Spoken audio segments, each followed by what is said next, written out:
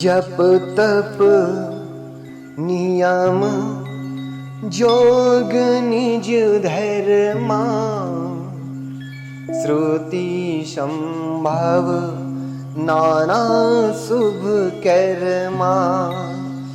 ज्ञान दया दम तीरथ मज्जन, जह लगी धर्म कहत श्रुति सज्जन।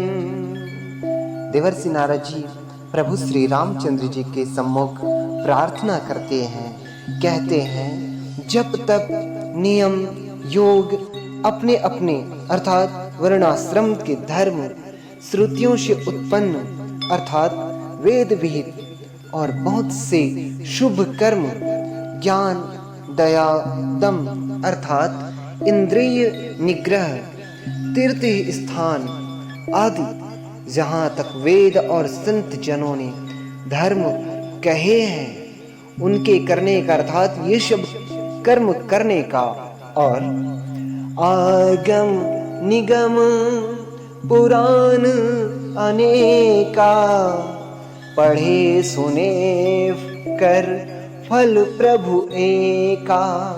तो पद पंकज प्रीति निरंतर, सब साधन कर यह फल सुंदर।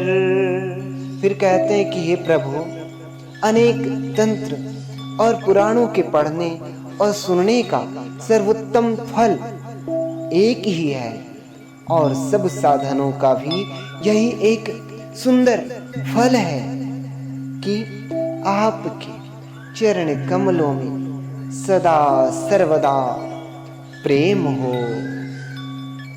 छूटे मल की मलही के धोए, घृत की पाव कोई बारी बिलोए। प्रेम भगति जल बिनु रघुराई, अभी अंतर मल कबहु न जाई।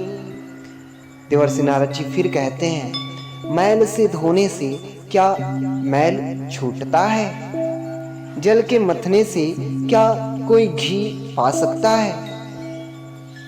उसी प्रकार हे श्री रघुनाथ जी, प्रेम भक्ति रूपी अर्थात निर्मल जल के बिना अंतःकरण का मल कभी नहीं जाता।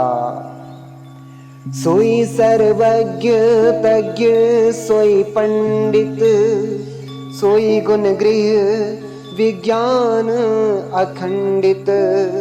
दक्ष सकल लक्षण जुत सोई, जाके पद सरोज रति होई।